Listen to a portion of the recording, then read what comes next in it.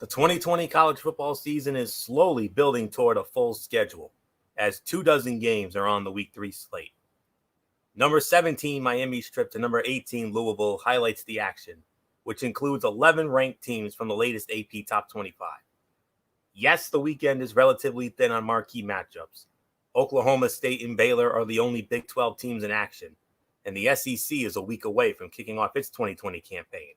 Still, most AAC and ACC programs will take the field, and in this shortened season, every victory is meaningful.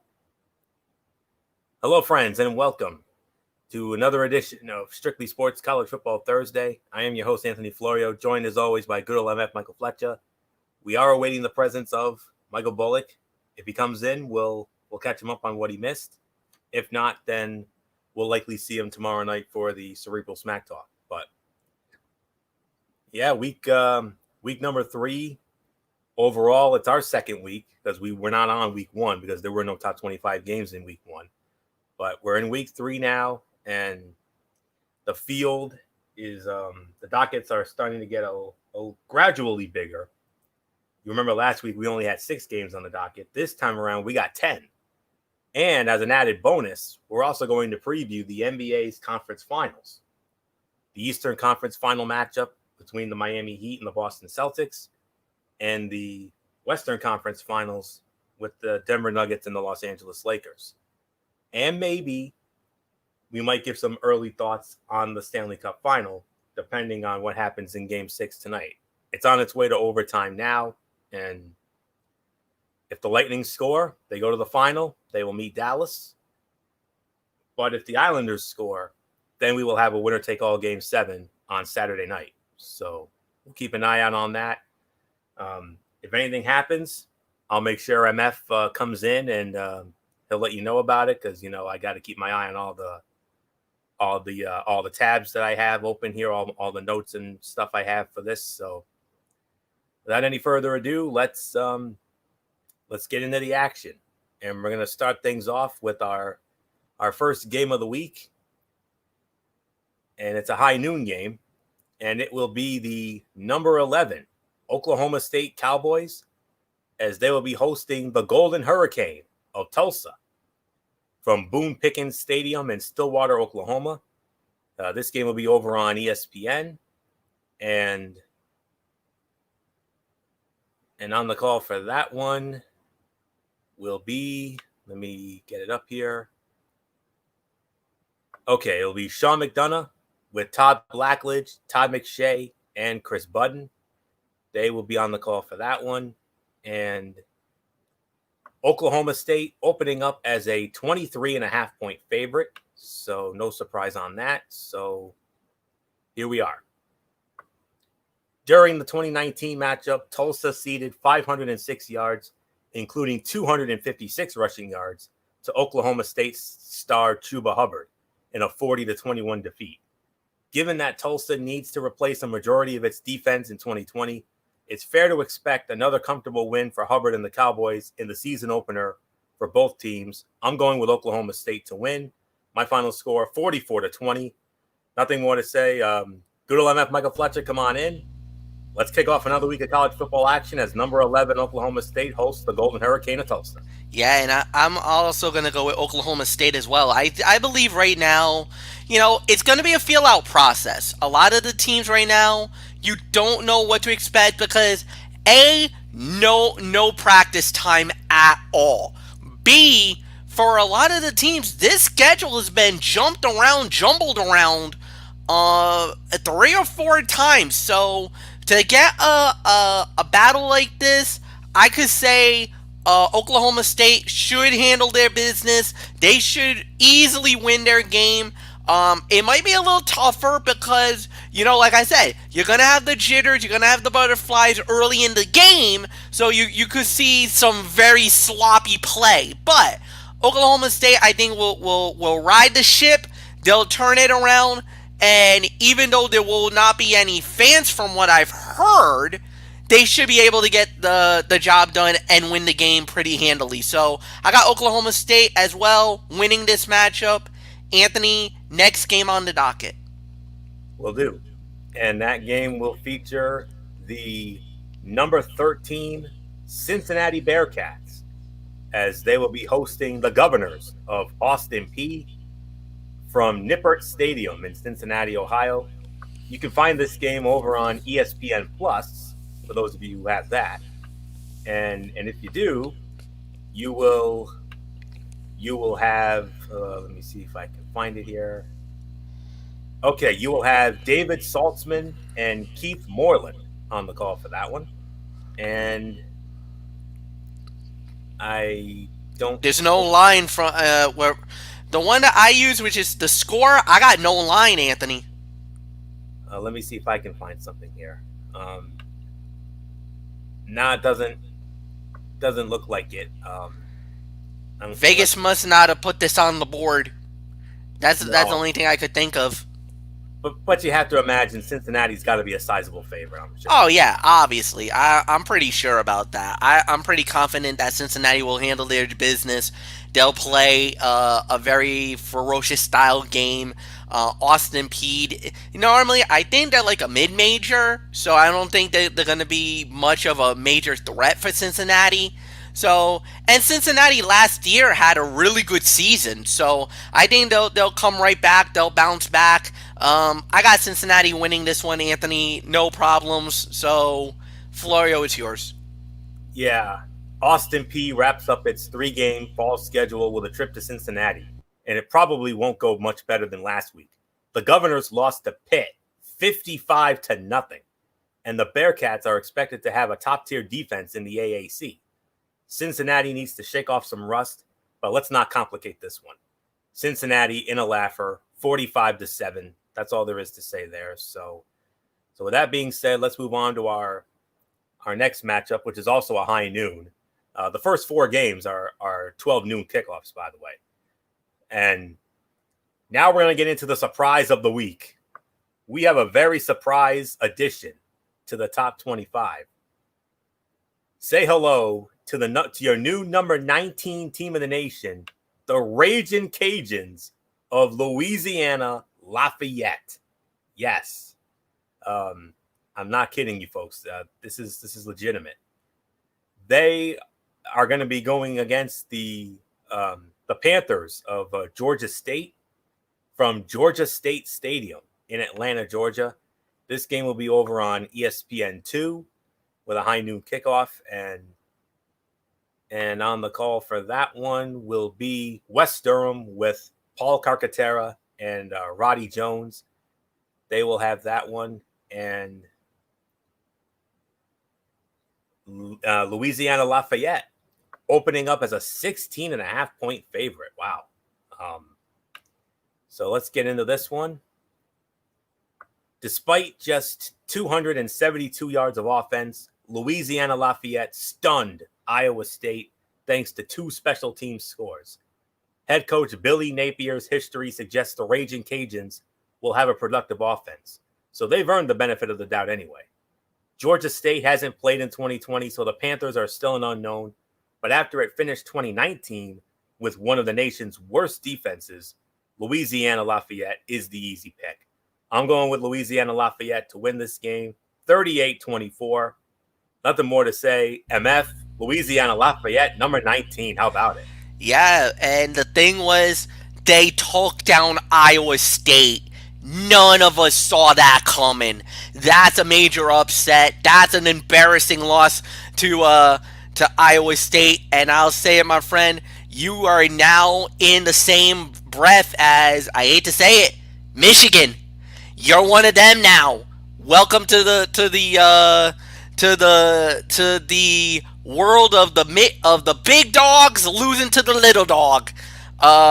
Louisiana Lafayette is a little dog, and they took down, even though they're not a power team in the Big 12, but they took down a big dog in the Big 12. So yeah, that's a major upset and then some.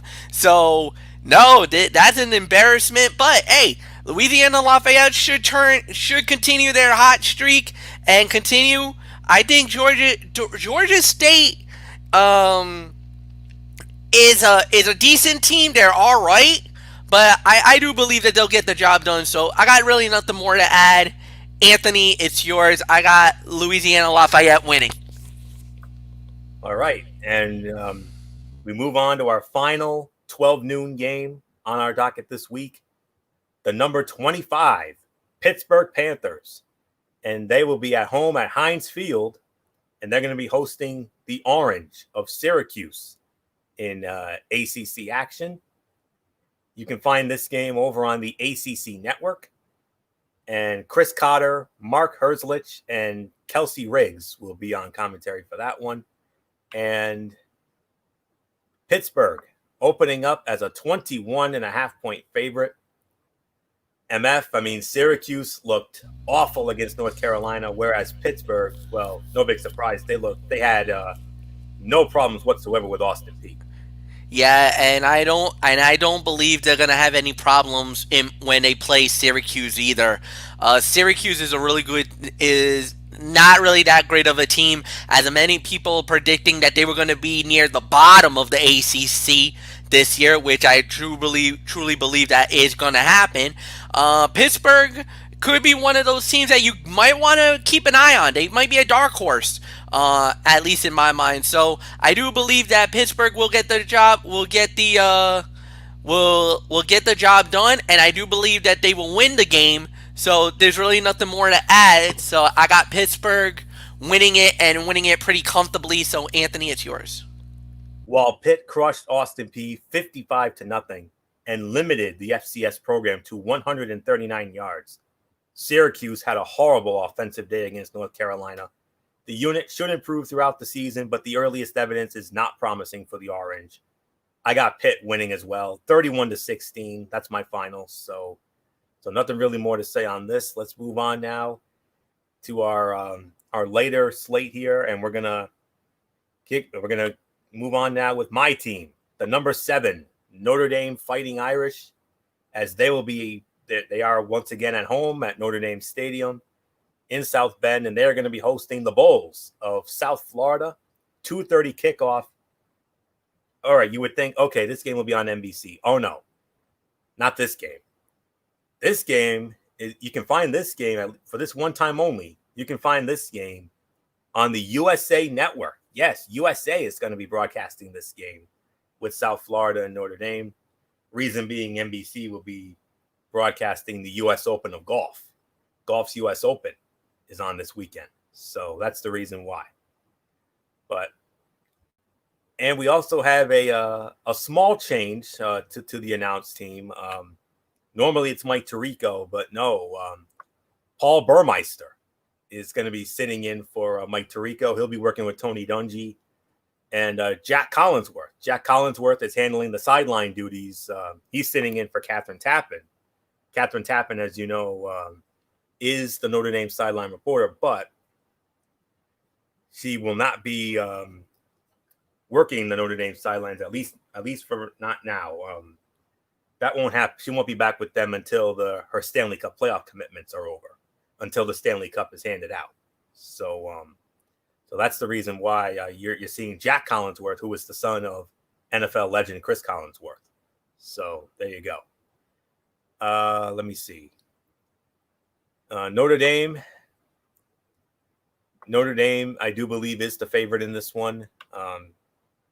Notre Dame, a 25.5-point favorite to win here. 25.5. That's the spread for Notre Dame. So, only fitting I started off because it is my team after all. So, as long as Notre Dame can quiet USF's rushing attack, the Irish will improve to 2-0. Even excluding 3 sacks, they limited Duke to 96 yards on 27 attempts. South Florida scampered for 302 yards on 7.7 yards a carry against the Citadel, but it would be incredibly impressive for that to carry over Saturday afternoon. I got Notre Dame winning 34-13. Give me my Irish over South Florida. Go 2-0 on the year and at Notre Dame Stadium. So nothing more to say. MF, they looked a little sluggish against Duke, but they ultimately got the job done, and now they get South Florida, Notre Dame number 7, I assume you're going to agree and they'll go 2-0, right? Yeah, no doubt about it. I think Notre Dame will definitely win as well. And you're absolutely right. They did not look good, but I think you can also admit that it's the first game of the first game of the season. You know how those jitters are. You know how mistakes can be made. But they were able to do a lot of in-game adjustments. They were able to minute some of the mistakes that were made, and they handled their business. They got their job done. So there's really nothing more to add. So yeah, I totally agree with what you're saying there, Florio. I do got Notre Dame as well winning the game, and there's really nothing more to add. So it's on to the next one. Indeed, it is, and you'll be starting that one off, MF. Let's see what we have. We go from a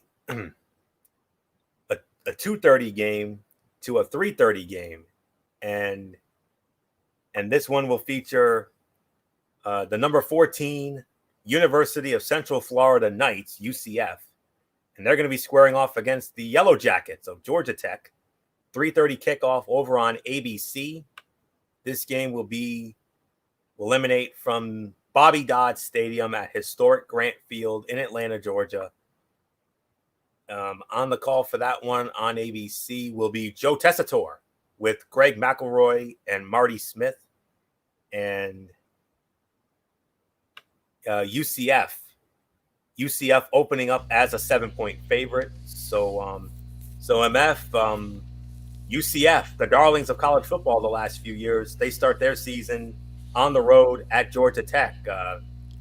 What do you think of this one? Not an easy place to play when you're talking about Georgia Tech. However, I do believe that UCF should get the job done. I think they haven't lost any of their major players from last year's last year's team that made the run at the college football playoff. So I do believe that they will, or I should say, the team that they were there a year ago for the New Year's Six, I should say. But I do believe that they'll get their job done. They should be able to win the game, and there's really nothing more to add. So I think UCF will win it. It's going to be a close game, but I got UCF winning. So, Florio, what's yours? Yeah, MF. Georgia Tech pulled off an upset win at Florida State in the opener and has a chance for a second surprise. UCF boasts one of the best scoring attacks on paper, but the last couple of weeks have repeatedly shown a rough start for many offenses. If Georgia Tech can take an early lead, this might get interesting. But we're going to cautiously stick with quarterback Dylan Gabriel and UCF in a tight, close game, like MF said. I 100% agree. I'm going with UCF as well. Close game, 27-24. UCF ekes by Georgia Tech. So really nothing more to say there.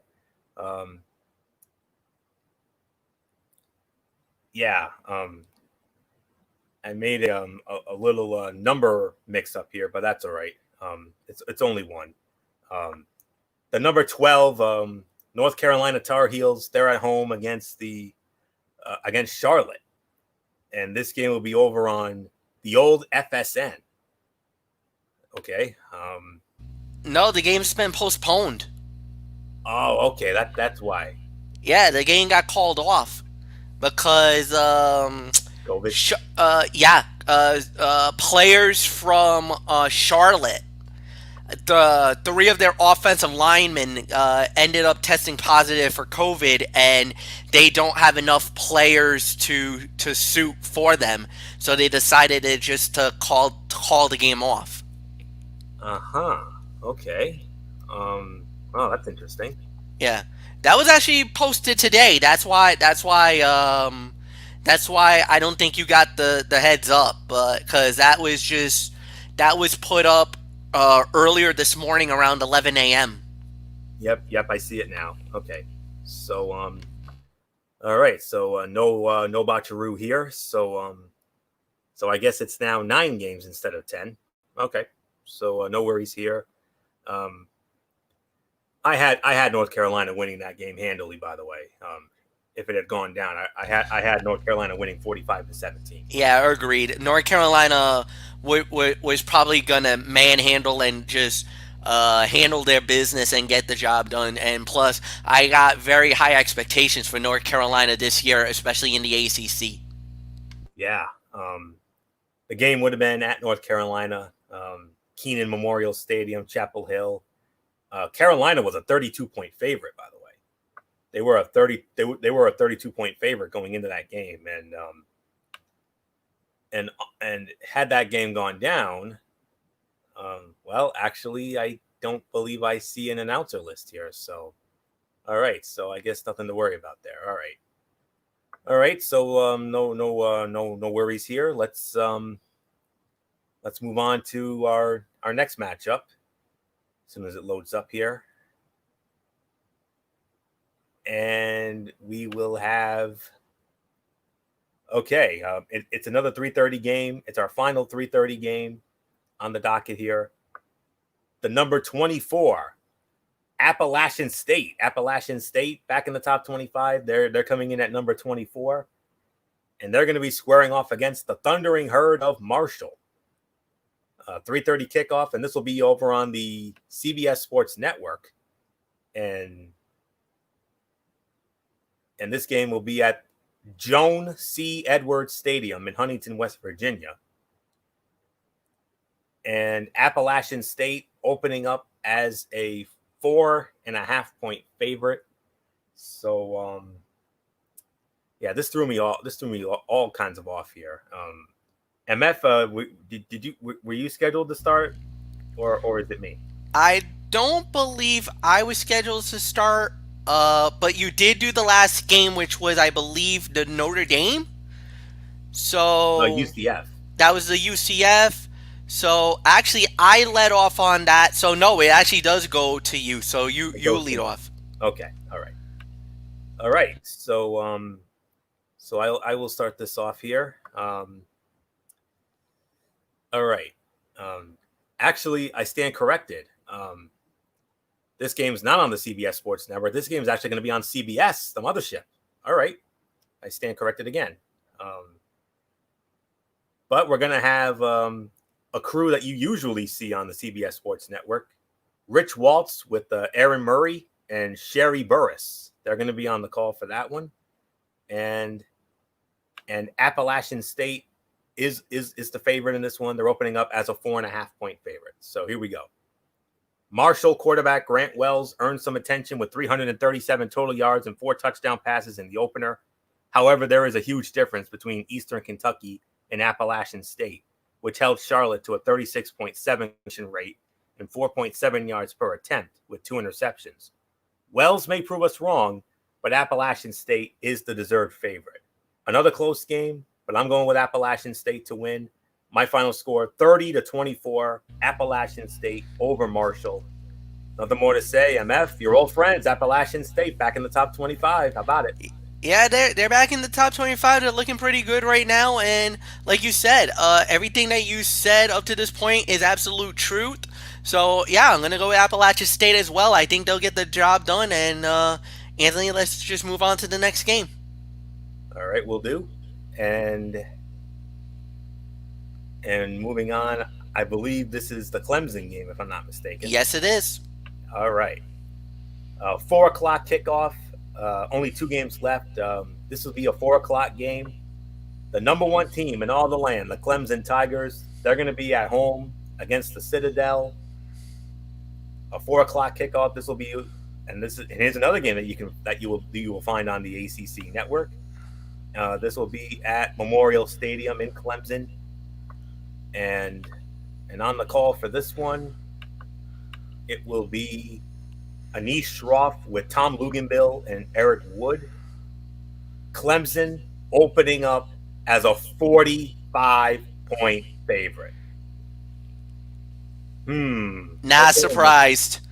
Not surprised because of who they are. Not surprised of why they're that big of a favorite. I mean, you're talking the number 1 team in the nation, the reigning and the defending national champions, and the Citadel. LSU. Yeah. Oh, LSU. That's right. I'm sorry. You're talking about the former national champions and the runner-up from a year ago. Yep. So, no, I mean, there's no doubt about it. Clemson's on a warpath tour, um, so I think they should get the job done, and I do believe that they will win the game. So yeah, I agree with you, Anthony. I do believe that it will be Clemson. Clemson winning. Yeah. So Florio, it's yours. And speaking of LSU will be back next week in defense of their national championship.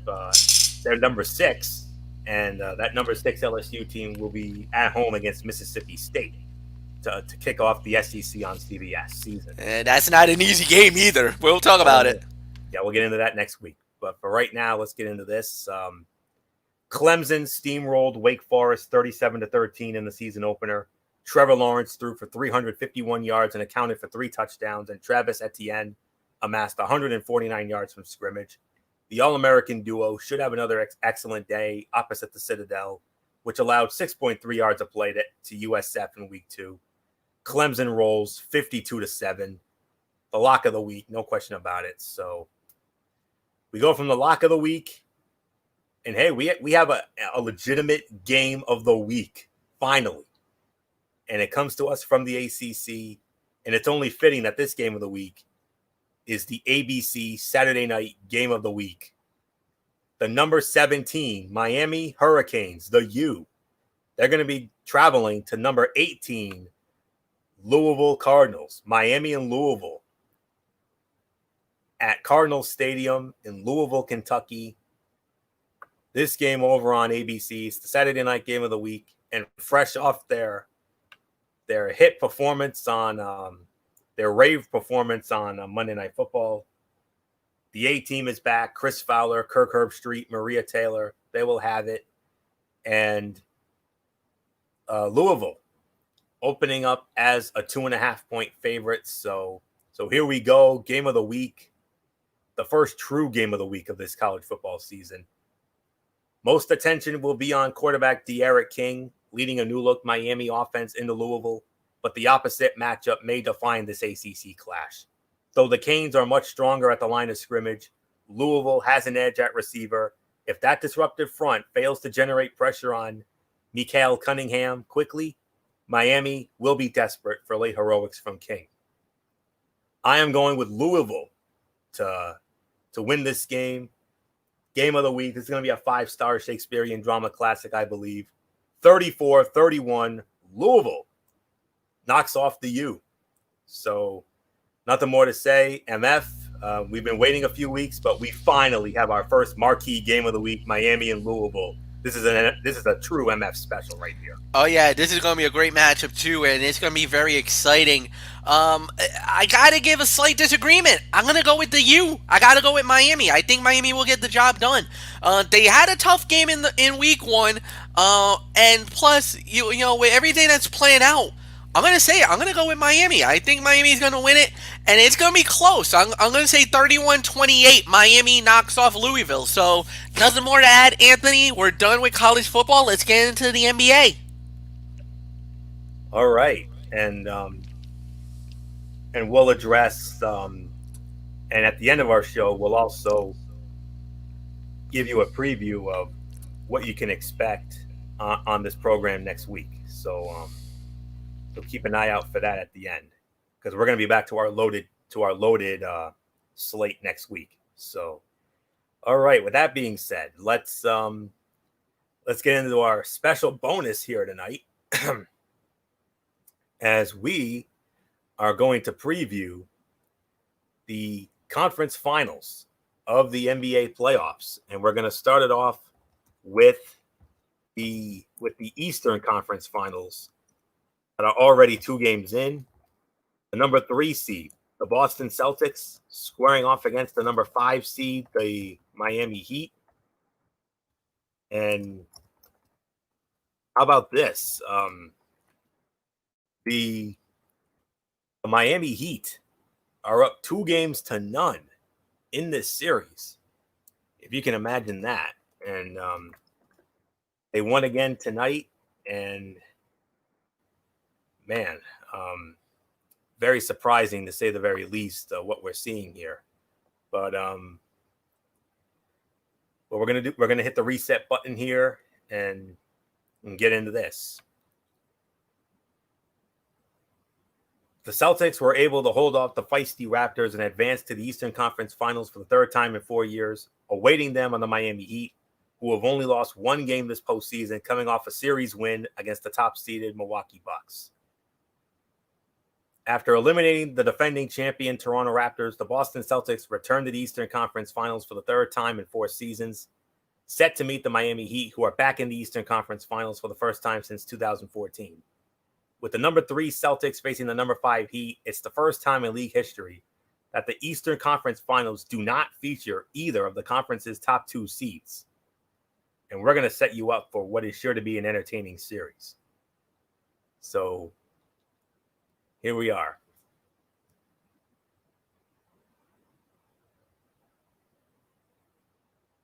Well, this is not the notes that I'm used to for this, but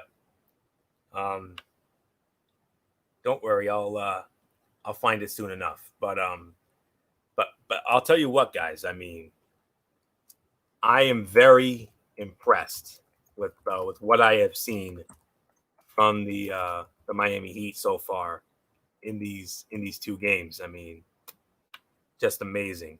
And who knows? This could be an open and shut series. I mean, with the way this is going, and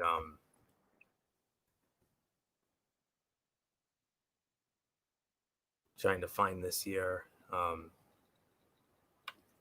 but based on what I'm seeing right now, I mean, there's no. Oh, here we go. I think this is what I was looking for. So, but based on what I have seen so far, I mean, the Miami Heat right now are the better team, and I could see this thing going. I could see this thing being over like that. I mean, I just cannot believe what I am seeing. I mean, I really, honest to goodness, thought that this was the Celtics' best chance to get to the NBA Finals for the first time in 10 years. And I really did think that. But after what I've seen in these last 2 games, no, I think I think it's got to be Miami here. I think Miami's going to win this series, and if the Celtics don't wake up on Saturday night, which is when Game 3 is supposed to be, if they don't wake up here, this thing's going to be over in a heartbeat. I mean, and what a damn shame too. I mean, all right, finally we got it here. Okay, I do apologize for that.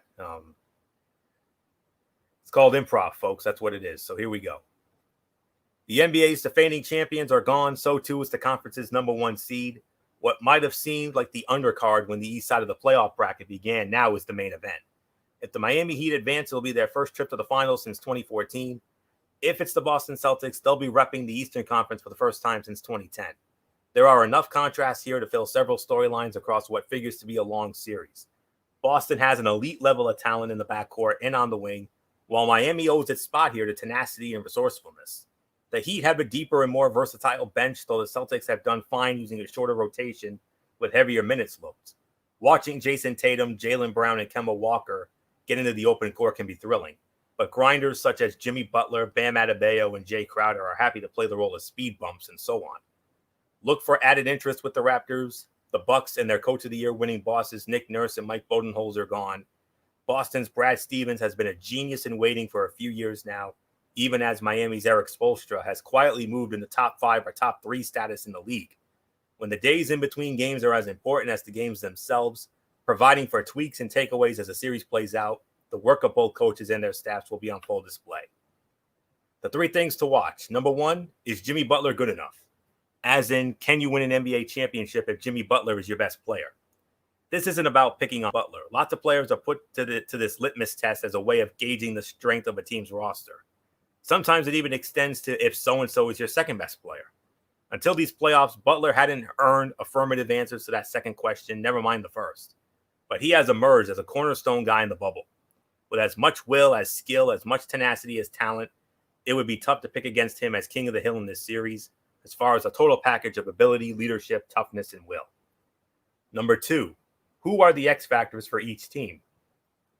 I'm going with Marcus Smart for Boston and Tyler Hero for Miami.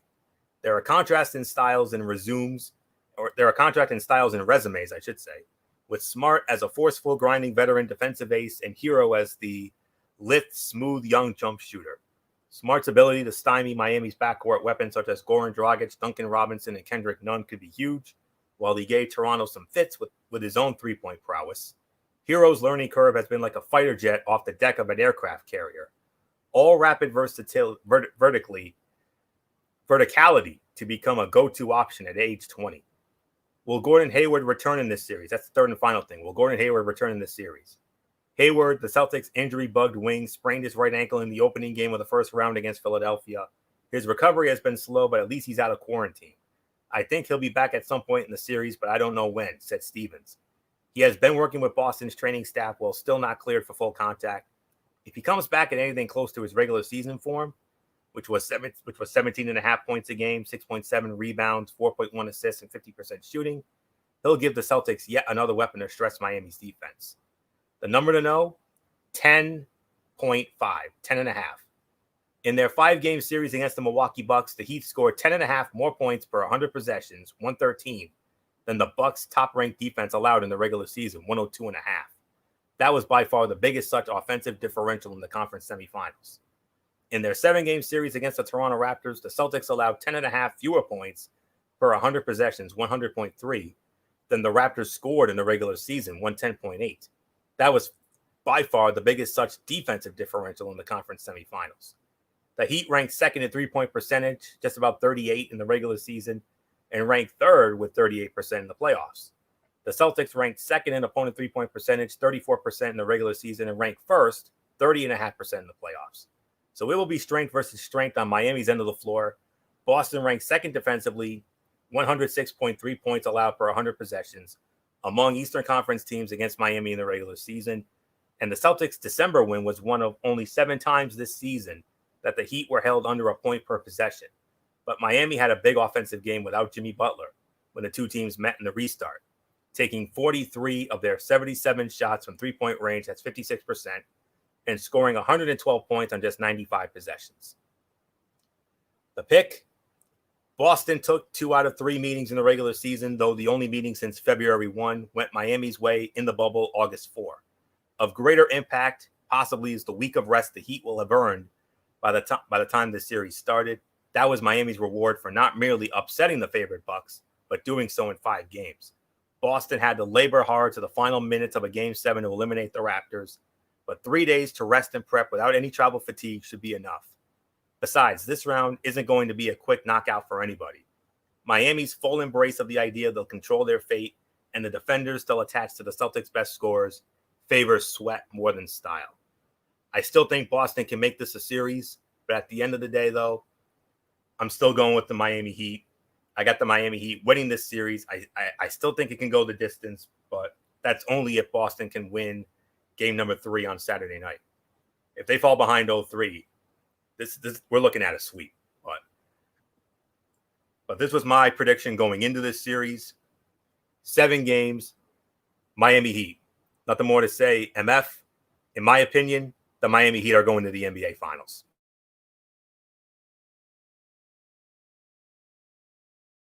I totally agree with you. I do believe that that's going to happen, and I do believe that the Miami Heat will go to the NBA Finals. Look, what happened this season and what's been played out up to this point has been remarkable. It's been a great story. It's been a great thing. And, at the end of the day, yeah, I mean, it's going to be something that, you're going to want to, you're going to want to say or whatever you want to think about and how it's going to played and the whole 9 yards. And the way that it happened, it was just a remarkable story, a remarkable run and the whole 9 yards. And we're gonna have to wait and see how it plays out. But what Miami has And what they've been doing to the Boston Celtics is they've been killing them by the 3-point line. They've been bombing from threes, and they've been making them. Tyler Hero, Anderson, Butler, you got all these guys who's just bombing from 3-point range, and they're hitting their shots, they're making their strides, they're doing whatever they want to do, and there's really nothing more to add. So, yeah, I mean, there's nothing more to add here. I agree with what you just said, Anthony Florio, and I do believe that they will indeed get the job done. I got the Miami Heat winning the Eastern Conference and going to the NBA Finals. So let's move to the West. All right. And we do have a big announcement from the NHL. We'll get into that in just a moment. We'll address that at the end of the show. But let's get into the other conference finals in the NBA. The Western Conference Finals, featuring the number 1 seed, the Los Angeles Lakers, squaring off against the number 3 seed, the Denver Nuggets. The Lakers made quick work of the Houston Rockets in the second round, beating them in 5 games. And the Cardiac Nuggets did it again. You remember in the first round, they were down 3-1 against our good friend Al Bradison's Utah Jazz. They came back and won the series. Same thing happened. They were down 3-1 against the Los Angeles Clippers, and they did the exact same thing. They pulled off another cardiac comeback. So, all right, MF, do the Cardiac Nuggets have another one in them, or are LeBron and the Lakers going back to the finals for the first time in 10 years? I think it's going to be the Lakers going to the finals, but I will say this. The one team that really, really, really could give them a lot of fits will be the Denver Nuggets because of the fact that they do have a great team. Offensively, they're really strong. Defensively, they play with such conviction, such passion, and everything else. But the Lakers are motivated right now. They, ever since the very beginning, it didn't matter if it was, because of the COVID or anything else. At the very beginning, this season was meant for them. This was their moment. This is what they believed was going to be them to drive them all the way to the title and the whole 9 yards. So obviously the Lakers are an overwhelming favorite. They're not only a favorite going in to the Western Conference Finals, they're an overwhelming favorite going into the NBA Finals if they get there. No matter if it's Miami or Boston, everybody believes that the Lakers are going to win the title now. But you don't underestimate Denver. We've underestimated them once when they were playing against Utah. We saw what happened then. Then everybody pretty much wrote them off again when everybody thought that, it's going to be the Clippers, that the Clippers has it done. And look what happened. They did it again. So obviously, first game out, it's going to be very crucial. The Lakers had a long layoff. Denver just came off a 7-game series. If you remember, that's what happened with Houston. Houston had a short turnaround. Lakers had a short series. Houston had a longer series, which I believe was a 7-gamer, and Houston stomped them in game 1. I could see that happen again, where the Lakers could come out a little flat, not really gelling, not in consistency, and if Denver starts draining threes and they start playing the way that they did against the LA Clippers, they could easily steal game 1, no doubt. So, but I do believe the Lakers will get the job done, and I do believe the Lakers will win the series. So I really got nothing more to add. If that's correct, it would be Heat and Lakers in the NBA Finals. So, Anthony, it's yours. Yeah. Every team that grows organically over a few years and suddenly finds itself on the doorstep of the championship round must awake in the morning before and stare at the mirror and ask itself this question. Are you just happy to be here? Do you feel that you truly belong? That might be a strange way for the plucky Cardiac Nuggets to approach their first Western Conference final appearance in 11 years. After all, Denver did just eliminate the number 2 seed Clippers and showed much basketball courage and swagger by rallying from a pair of 3-1 deficits and winning a pair of Game 7s in these playoffs. They are nobody's surprise team up until the All-Star break. They had the second best record in the West. Still, how much do they have left in the tank after this thrilling yet exhausting ride in Orlando? Isn't the next step tricky? And that is LeBron James and Anthony Davis blocking the path, isn't it? LeBron, AD, and the Lakers were the boss in the West all season and have not had to labor nearly as much as the Nuggets in this restart. Also, for what it's worth, the Lakers do bring 16 championships, while the Nuggets have 0 NBA titles. Basically, this is old hat for LeBron and the Lakers franchise. For Nikola Jokic and Jamal Murray and the Nuggets, this is a new and forbidding world they're about to enter. Herein what qualifies as a solid and gradual ascent among the elite teams in the NBA, Denver simply hasn't paid its championship dues yet, which is usually a requirement before any title hopeful can cash in. So maybe it's best they keep embracing the let's have fun approach and stay loose. They know all the urgency is on LeBron and the favored Lakers. They know they're playing with house money at this point. Why change mindsets now, even if they could? Besides, there's a reason the Lakers aren't expected to stumble. The cohesion between their two superstars is airtight. They've lost only twice in 8 games in the postseason and closed out 2 series in emphatic style. This conference championship, much like the just concluded Nuggets-Clippers series, will be more of a referendum on the Lakers than anything else. It's theirs to lose. 3 things to watch. Number 1, what are the biggest mismatches? The safe assumption is Jokic and Davis will cancel each other out. Both are skilled big men who do their damage differently, yet their impact is the same level, severe. The obvious problem for the Nuggets is LeBron, and for the Lakers, it's Murray. Neither team has a logical defensive answer for either. Denver will offer Paul Millsap and Jeremy Grant, and in some instances, maybe Michael Porter Jr., but none are known for being shutdown defenders. Meanwhile, the Lakers will hope aging Rajon Rondo can negate some of Murray's quickness. Both are tall orders. LeBron is averaging nearly a triple-double in the playoffs and remains at peak form, while Murray has a pair of 50 pieces and is using this postseason to gradually grow into a superstar. 2, will the Lakers have a three-point problem? This was a very big concern early in the playoffs, yet the Lakers stabilized and therefore rolled through the first 2 rounds after first game stumbles. That's fine, but it's still their main weakness, and now they'll see a Nuggets team that offers better defenders than the Blazers or Rockets. The Nuggets rotate well and bring reinforcements off the bench in case of foul trouble. If the Nuggets can play LeBron and AD straight up on several possessions and keep the Lakers shooters such as Danny Green covered, that might create suspense in the series. It's really their best strategy.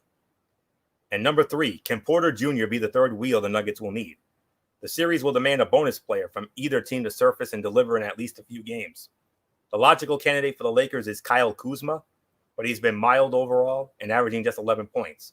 There will be great interest, however, in Porter, whose best attribute is that he doesn't appear awed by the situation despite being in his first true season. Porter brings size and shooting range to the mix and also the confidence to insert himself in fourth quarter moments. The Nuggets are already drawing plays for Porter. Is he able to develop enough faith in coach Mike Malone to be on the floor when it counts? That will determine his worth in this series. The number to know, 28.3. The Lakers outscored the Nuggets by 28.3 points per 100 possessions in a little more than 56 minutes with Anthony Davis at center.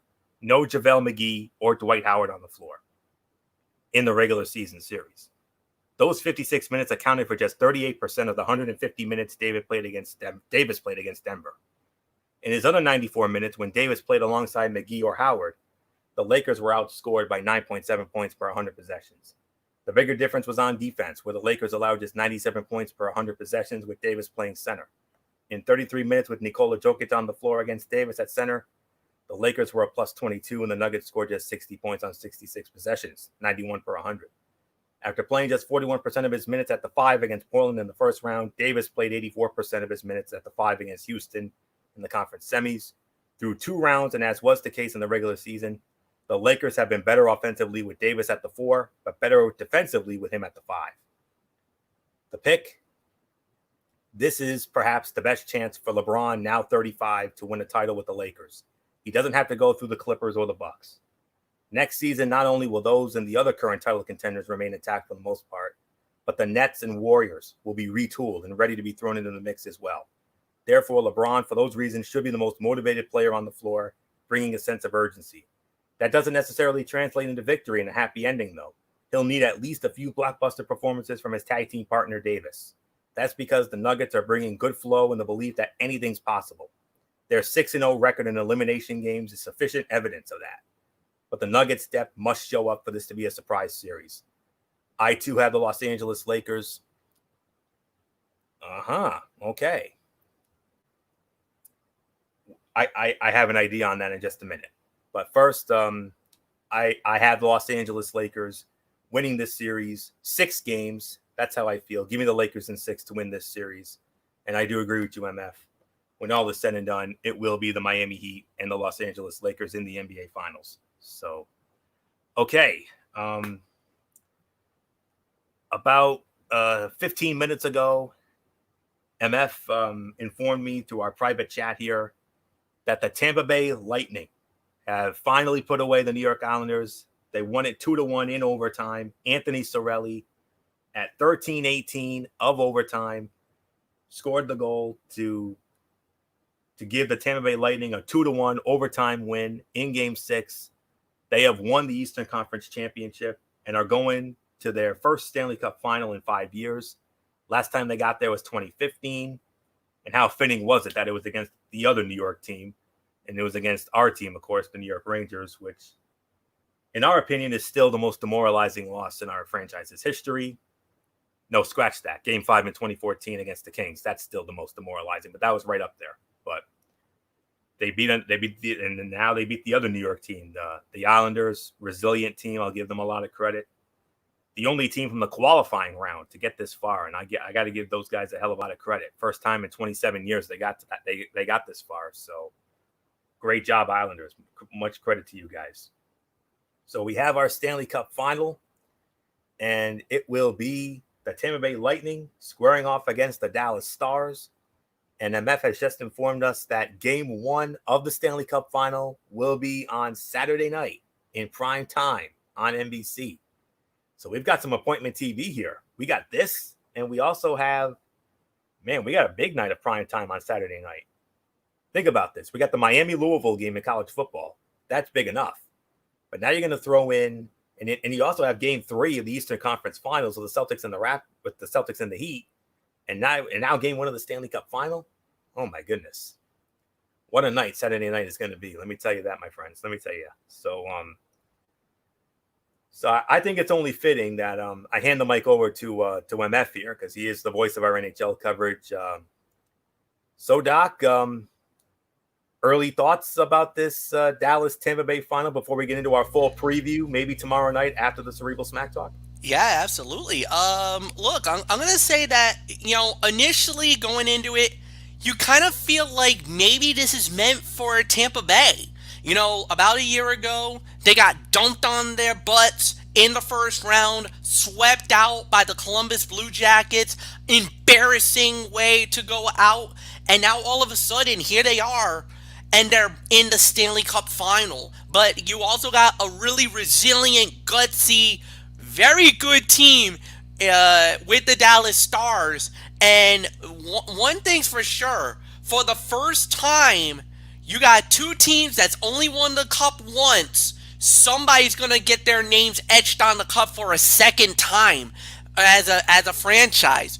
Is that going to be Dallas? Is that going to be Tampa? We're just going to have to find out. But I will say this, and I will let you guys know right now.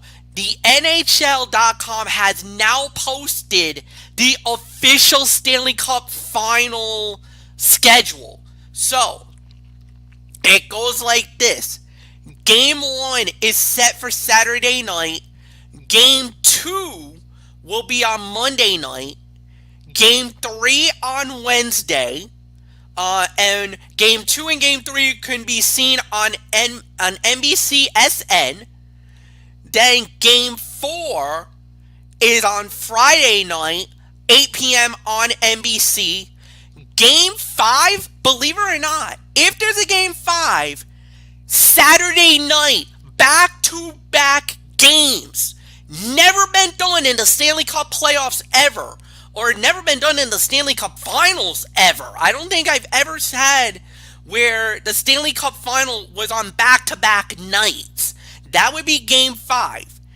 If it's a Game 6, Monday night, September 28th, and if there is a Game 7, if a Game 7 is needed, and we need to decide the cup final, Wednesday night, September 30th, Game 7 from Edmonton. all Cup final games are in Edmonton, and oh my goodness, if we get stuck on Wednesday, September 30th with that situation. Oh God. MF, you just gave me the ammo here. I'm gonna set it up simple as this, folks. We're praying to the hockey gods. We do not want a game 7 because No. why? Because that's a loaded night already. Yeah. We have AEW Dynamite, we got NXT, and this upcoming Wednesday night, MF, your favorite show is back, The Masked Singer. So yeah, can you imagine? Could you imagine that a game 7 with AEW, NXT, and The Masked Singer? Oh. Good Lord. And then I hate to say this, but Game 6 will be a problem for us as well because that's ridiculously raw. Yeah, yes, it is ridiculously raw, but hopefully the game will be over before we take the air on the 29th, or we just hope for a crappy show and we have to cancel. So yeah, we'll have to wait and see on that. But so yeah, that's what it's gonna be. So I mean, it's gonna be amazing, man. This is gonna be an unbelievable Stanley Cup final. A great matchup. Dallas, who is the biggest, you could say the biggest underdog, and a lot of people may believe that, a lot of people believe that they're gonna, Dallas is the little engine that could. They're definitely the dogs here, but you got Tampa Bay, who many people believe, probably even going into this, that they probably was gonna win it all, that they were gonna win this all, but we'll have to wait and see what happens. This is going to be an unbelievable. Hopefully, this is a good series. But let me tell you, the way that the goaltenders have been playing lately, oh my goodness! Especially Erkan Khudobin. Oof. Oh my God, he's the reason why. He is the reason why Dallas is in here. Amen. He's the reason why Dallas has a shot to win the cup.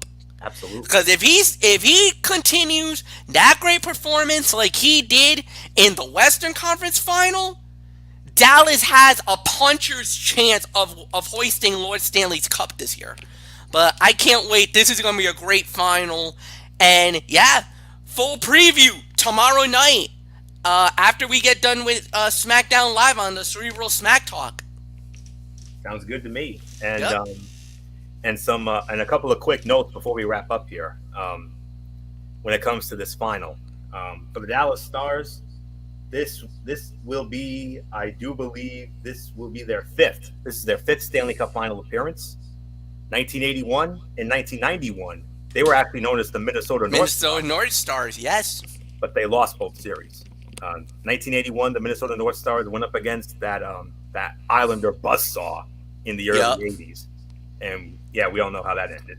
Not good for them, but yeah, they got buzzsawed by that damn good Islander team in the 80s. I mean, those scary Islander teams that they were so damn good.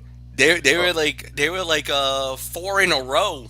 It was like from 80 to 83 that they won, and then I actually remember the 91.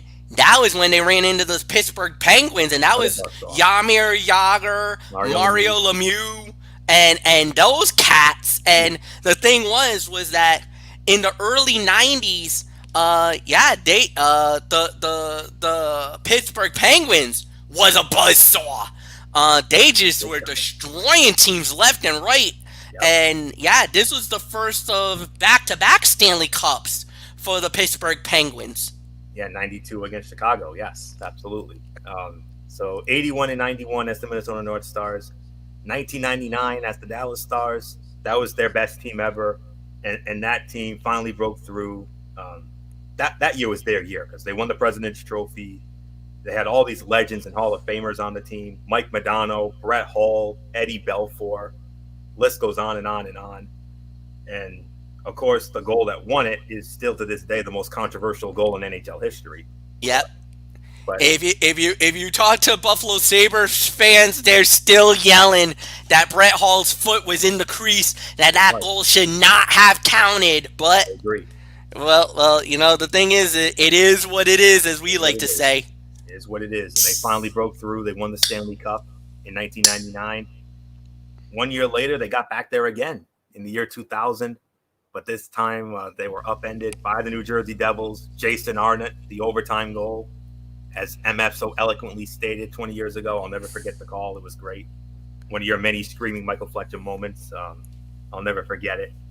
As for the Tampa Bay Lightning, this is only their third Stanley Cup final appearance. Their first one was 2004. We all know how that ended. It ended well. They won the Stanley Cup. Hard-fought 7-game series against the Calgary Flames.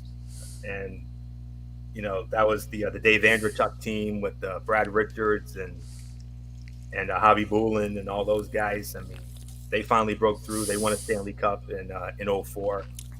2015, well, we don't talk about that because we're Ranger fans and we're still feeling that pain. But, but at least they got their comeuppance.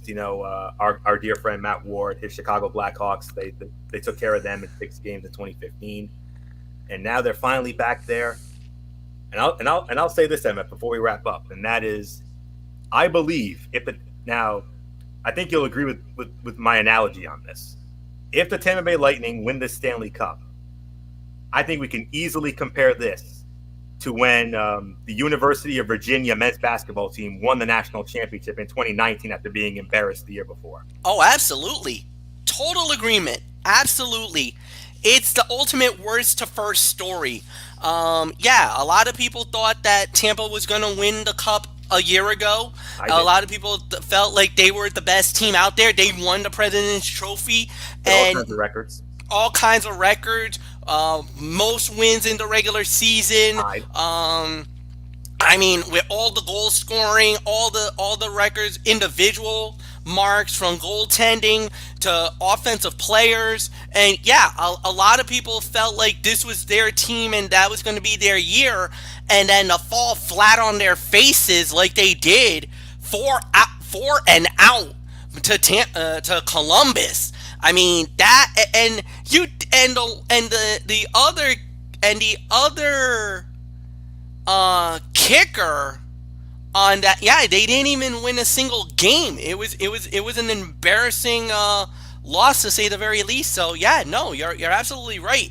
This could be a total turnaround if they get the job done. Indeed. And what happened to them last year against Columbus, no question about it, was like the University of Virginia in the 2018 tournament when UMBC dumped them. So what a story that would be for the Tampa Bay Lightning if they were to win the Stanley Cup. It would be like what Wayne Brady always says on Let's Make a Deal on the Zonk Redemption Show. They would be redeemed. So could they be redeemed? It's very possible. We should have a full preview tomorrow night. Hopefully my detailed notes will be ready by then. I'm sure they will be, and if they are, then we can definitely run with that following our review of Friday Night SmackDown tomorrow night. Which, oh, by the way, they announced today that Roman Reigns and Jey Uso will have a return match against Sheamus and King Corbin, but in a Samoan street fight. Okay, let's go. That's all I can say on that. Samoan street fight. I can't wait to see what that's like. But all right, that will put the bow on this latest edition of College Football Thursday and Strictly Sports and all that. We want to thank you all so very much for tuning in. We will be back with you tomorrow night, same time, over on MF's channel, Braves Fan 95, Cerebral Smack Talk Special Edition. Not only are we going to review Friday Night SmackDown, but we will also preview the Stanley Cup Finals between the Dallas Stars and the Tampa Bay Lightning. And then Saturday night, we will have Week 2 of NFL Saturday. The headline game, no question about it, the New England Patriots against the Seattle Seahawks.